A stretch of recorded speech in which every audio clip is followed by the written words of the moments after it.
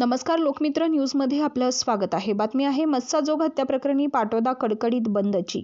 सविस्तर वृत्त असं आहे की बीड जिल्ह्यातील केज तालुक्यातील मस्साजोग येथील सरपंच संतोष देशमुख यांच्या हत्या प्रकरणी पाटोदा शहरातील व्यापाऱ्यांनी दुकाने बंद ठेवून उत्स्फूर्त प्रतिसाद दिला।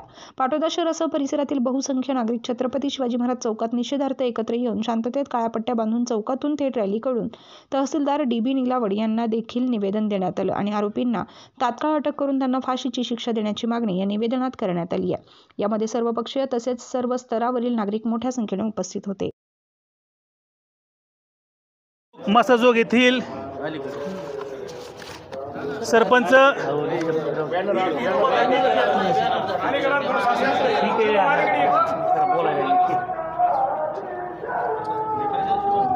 आपल्या बीड जिल्ह्यातील मस्साजोग येथील असलेले आपले सरपंच संतोषजी देशमुख यांची 3 दिवसापूर्वी निर्गुण अशी हत्या झालेली आहे।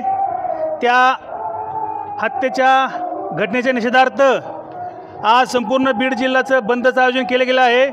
त्याच अनुषंगानं आज पाटोदा तालुकासुद्धा बंदमध्ये सहभागी आहे। सर्व मराठा समाज बांधव, पाटोदा शहरातील सर्व व्यापारी, सर्व समाजाचे या ठिकाणी बांधव आहेत। सर्वांच्या वतीने पाटोदा शहरचं यशस्वी या ठिकाणी बंद केलेलं आहे। या ठिकाणी काही आमच्या प्रशासकीय मागण्या आहेत, जे की आरोपी आहेत सुदर्शन घुले, विष्णू साठे, विदुरचे आरोपी आहेत। त्यातले 3 आरोपी अटक झाले आहेत आणि उर्वरित 3 आरोपी अटक झाले नाहीत। उरलेल्या आरोपींना अटक करून तात्काळ त्यांची फास्ट ट्रॅक कोर्टात मार्फत चालून त्यांच्यावर कठोर कारवाई करावी अशी आम्ही सर्व आमच्या पाटोदा येथील बांधवांची विनंती करतो। आणि मुख्य म्हणजे या मागचा जो मास्टरमाइंड सूत्रधार आहे याचा तपास लागणं फार महत्त्वाचं आहे, कारण की ही घटना जरी झाली असली याच्या मागं फार मोठी अदृश्य शक्ती आहे। त्या शक्तीचा हात लागणं फार महत्त्वाची गरज आहे। तरी आपण तशा अनुषंगाने तो तपास करावा अशी मी आपल्याला विनंती करतो।